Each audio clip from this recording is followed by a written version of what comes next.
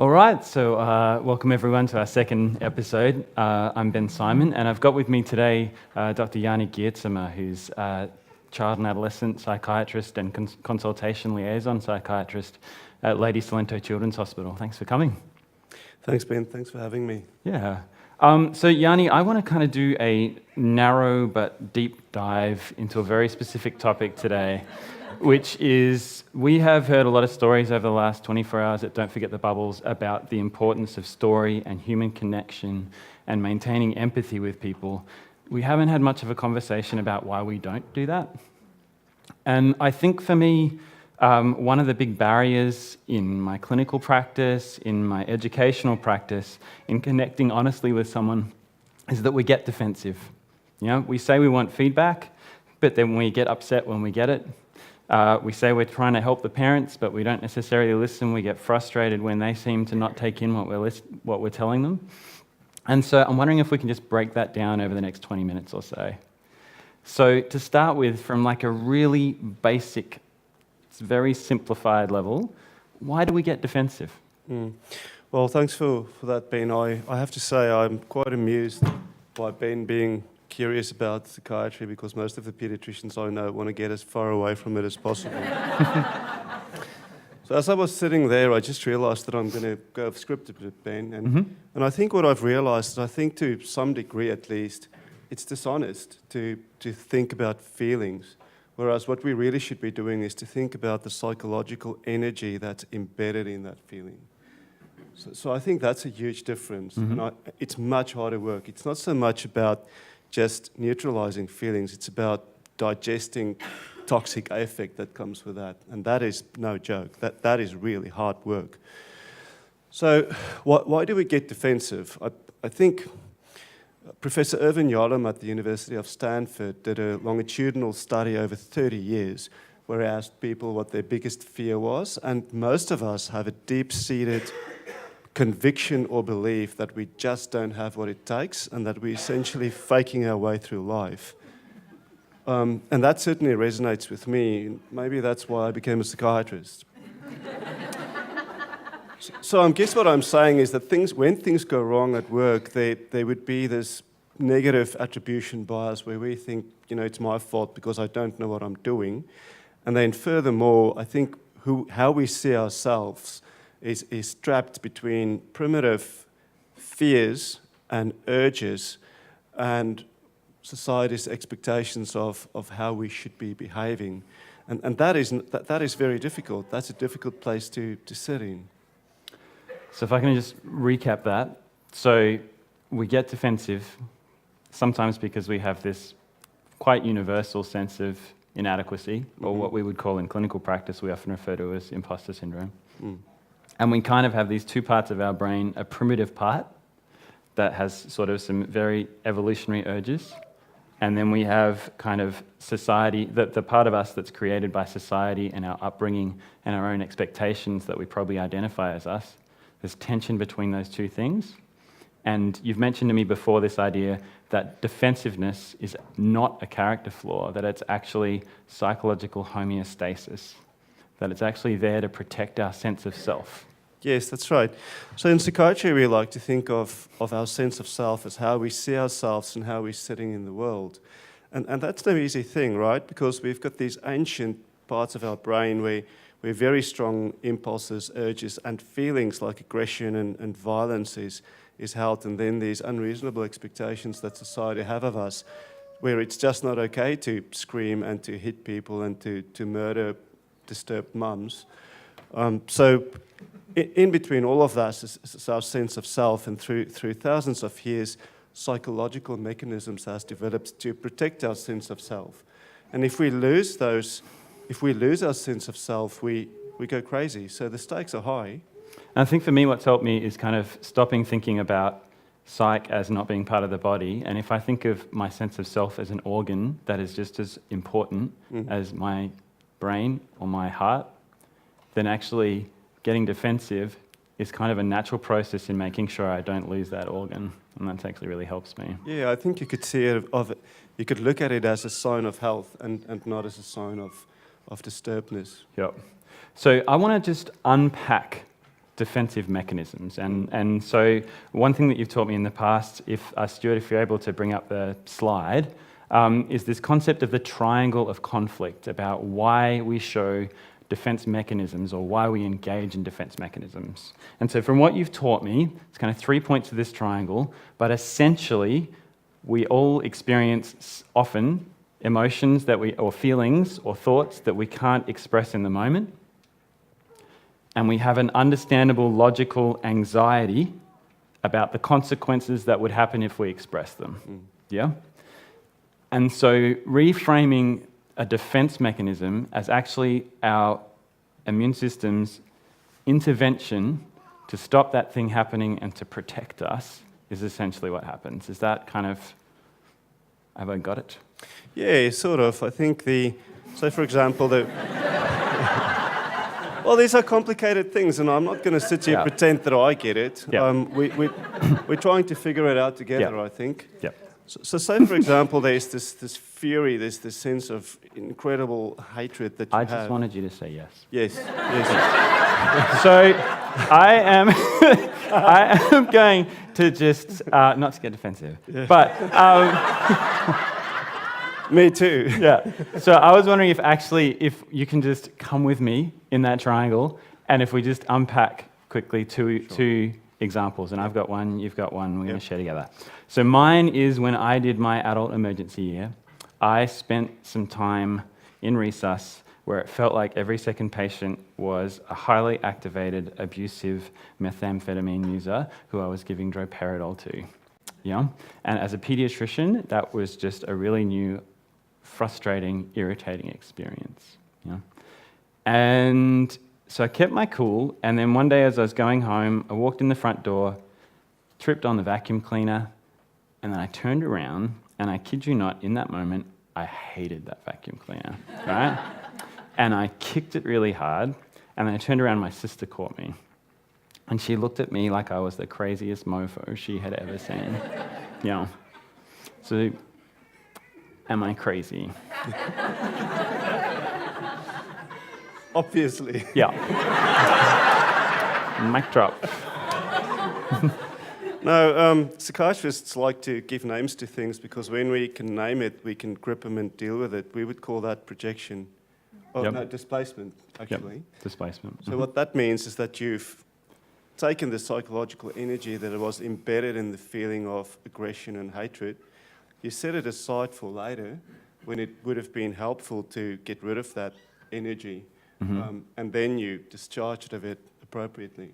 So so you held it because you couldn't express it in that moment, carried it home, let it out on an inanimate object where it's actually safe.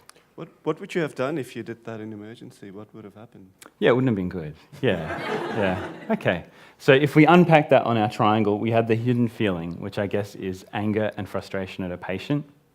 We had an anxiety, which is that I couldn't express that at work. I'd lose my license. I'd be in big trouble, lose my job, destroy my family. Yeah? Yep. So my defense in that time was displacement, bottled it up, carried it home, let it out. That's right. Okay. I think you've got would you say that's a good or a bad thing? Well, in psychiatry, there's no such thing as good or bad, right? Mm-hmm. Yeah. Well, I think we'll talk about that a little bit later. We'll talk about adaptive and maladaptive strategies, which is, I think, a very important idea, but not easy to understand. Okay. So the example that I want to use is in my days of being a proper doctor. I worked with in theatre, and I was a theatre assistant, and it happened very often that when something went very badly wrong in surgery and I was the assistant, I got blamed for it, and the surgeon would stand back and they'd scream at the top of their voice that I'm a useless assistant and that's why the patient's bleeding to death. So that's maybe a less healthy defense, but still necessary to get the job done in that moment of hotness. Yeah. So we mentioned that there are different names for this. Yep. Different defense mechanisms that we use, and we're not going to go through all of them, but my understanding would be this would be projection. That's right. Yeah? So the surgeon has taken an anxiety or a hidden feeling, which is going to be, I've messed up, this patient might die, and I'm a bad surgeon, potentially. Yep. The anxiety of exposure of that feeling is that, again, there's huge professional consequence, there's consequence to the patient. And so in that moment, they've used a defense mechanism, and they've taken that feeling of inadequacy and thrown it on you. Correct. So what is really interesting about this example is that even though that sounds like a really negative experience for you, would you call this adaptive or maladaptive? Well, you see, that just illustrates the importance of it being homeostasis of some sort. I would argue that that's not the time for the surgeon to have deep emotional insight to realise that they maybe shouldn't be doing surgery. That's not the right time. That's not the right time for that level of insight. That's strike when the iron is cold. But at that moment, what needs to be done is the bleeding needs to be stopped, and regardless of what the psychological mechanism is, get the job done. So I'm saying that it's a good thing in that it helps the surgeon stopping the bleeding, but it's not so good in that it's going to harm the surgeon's reputation, because people are going to start saying, if this happens all the time, he's an idiot. And it's certainly going to affect you, because you're not going to like him because he does that, and it's certainly going to affect your own sense of self. So in that sense, I would argue that it's maladaptive. Okay. So if we can just paraphrase, and I know this is killing you because it's oversimplifying, but adaptive is essentially going to be if we use the defense mechanism and it helps us, and it helps the people around us. Yes. And if we're really super reductionist, a maladaptive one is going to be one that doesn't help us or ends up entrenching behaviours that make things worse. Yes. Or worse for the people around us. That's right. And you can be both. That example's kind of both. It's actually adaptive if you're taking the stance of the patient. It's maladaptive if we're taking the stance of you as the assistant. Yep.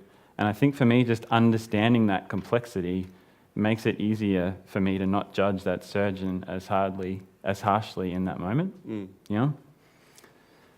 One of the things that you also taught me, which I really love, is this concept of the wish to reveal and the wish to conceal. Can you unpack that for us? Yeah. So in psychiatry, all behaviours are a communication of some sort, because you have to understand this. Thoughts and feelings are ancient. It's thousands of years old. Thoughts are perhaps not that old, but the semantic representation of internal feeling states, in other words, language, is a fairly recent development. And because we as humans are pack animals and we exist in groups, the defense mechanisms is designed, on the one hand, to avoid pain, but on the other hand, it's also designed as a communication of some sorts to show to our colleagues that I'm really bleeding here psychologically, and I really need your assistance because this isn't going well for me. Yeah, and I think you gave me a great example once of passive aggression. And so you'd said in another talk that if I'm feeling frustrated because I don't want to go to this meeting because I think the meeting is crap and I don't agree with the outcomes of it, but I have to go because that's the expectation. If I then turn up late, I don't have to own that I object to the meeting. So I've protected that anxiety of not doing the right thing in my workplace. But everybody else in that meeting is now angry and frustrated just like me. So I've actually successfully communicated the emotion that I'm feeling, even if I haven't communicated the specifics. Yes, Yeah? that's right. And that to me is like the key to the universe. Yeah? Because if when we're in sim and we're debriefing, or we run like a 2-day course and we're trying to give each other feedback, you feel this pushback. And we ask for feedback, we ask to be in a learning situation, but then we get feedback and it hurts. Yeah? And actually, I think what's helped me with that is if I can look into that as a communication, if I can take that defensive behavior, whatever it is, if it's passive aggression, if it's displacement, if they're angry about what was on for morning tea, and instead take that as a communication that person's distressed, then maybe that will help me reconnect better than if I take the kind of judgy approach where I go, well, that person doesn't have a very good growth mindset, or they're just not open. They said they wanted feedback, but they didn't. They're a dick, right? That's not actually true. This is just normal and universal, and we all do it all the time.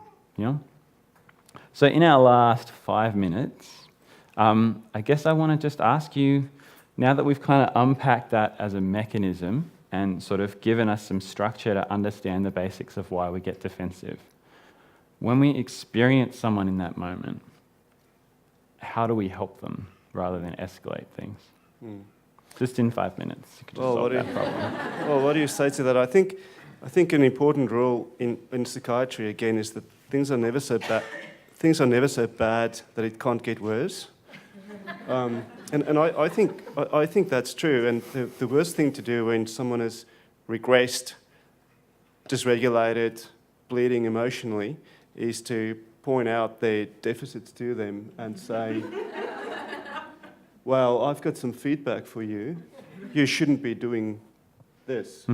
That's not the right time. Again, strike when the iron is cold. I think to see that as a communication, and then to address that when the time is right in, well, I don't like the word either, in a safe space, but maybe what I mean by that is different from what other people mean, and I'm happy to talk about that a little bit. To address that and to see that as a communication, I think is of key importance. And I think we've still got sort of a few minutes. So if I can contextualize that to a critical care and to an educational perspective. From an educational perspective, we talked in the last talk a lot about psychological safety. And to me, I think actually what we're trying to do is take away that rightward point on the triangle, that anxiety of exposure, of what if people found out what I was actually thinking or what I was actually doing, so that defense mechanism doesn't have to come in and protect our sense of self. Yeah? I don't think we're very good at that in critical care. And I think that we're in an activated state and we're actually exposed to a huge amount of complex emotions all of the time.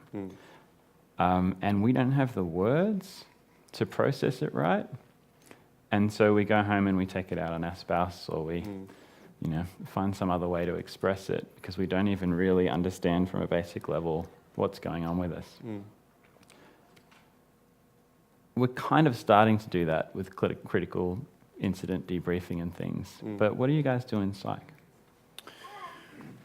Well, my experience of debrief has been simply that we sat in a group and then we all sort of thought about it a little bit, and then we decided, okay, everyone's feeling better now, let's go and do some real resusces again, which I don't think is a good idea of thinking about it. In psychiatry, there's different levels of intervention depending on the different levels of distress and the different levels of psychological sophistication required.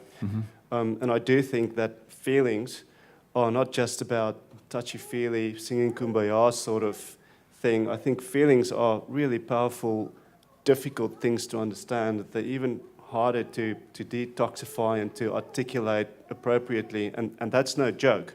That is hard psychological work that needs to be done when the time is right, by the people who know how to address that sort of thing.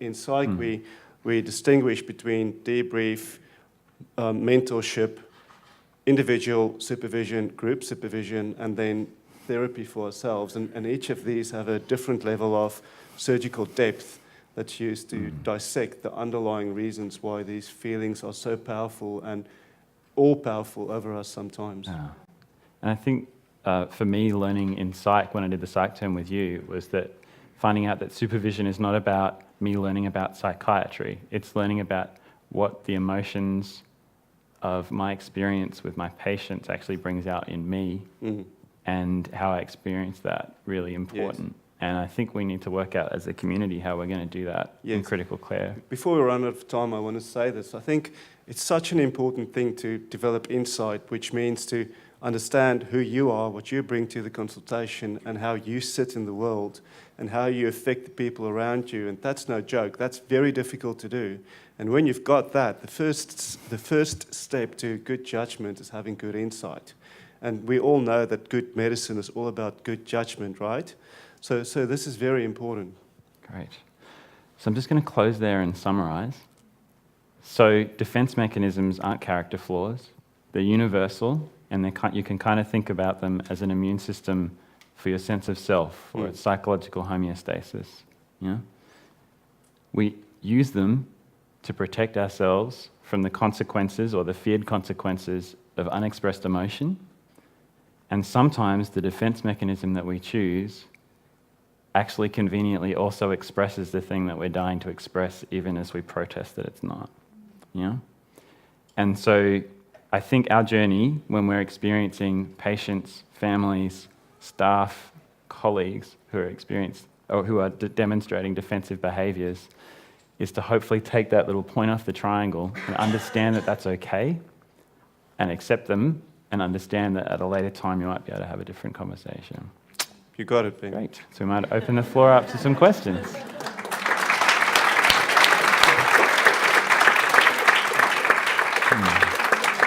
Thank you both. I suspect that I'm going to be watching that presentation many, many times online and still be unpacking and learning from it. Ben, I think it was inevitable that you would take out your frustration on an inanimate object. It's usually called nature abhors a vacuum. Thank you. Heading over to Twitter now and see what questions we've got. So Casey agrees with Ian and thinks that taking your angst out on a vacuum cleaner sucks. But Shabs would like to know, in your experience, Jannie, how do you and your colleagues balance imposter syndrome and being unconsciously incompetent as health professionals? Can you tell that story? Which one? The 3 notes? Yeah, I think well, firstly, there's Professor Irvin Yalom at the University of Stanford. He, over 30 years of doing group therapy with doctors who wants to be psychiatrists, and I hope I'm not going to lose my job when I say this, but psychiatrists do psychiatry because we have to, right? We can edit that out. Yep. Yeah. So what he found there in that group was that most people have a deep sense of not being good enough and being a fraud. And I think that's a very important thing to acknowledge and to look at and to identify, because if we can name it, then we can work with it and we can think, well, is that really the case, and why is it that you feel that way, and how does that impact your work? And maybe we could reframe that and repackage that in a more helpful, more adaptive way.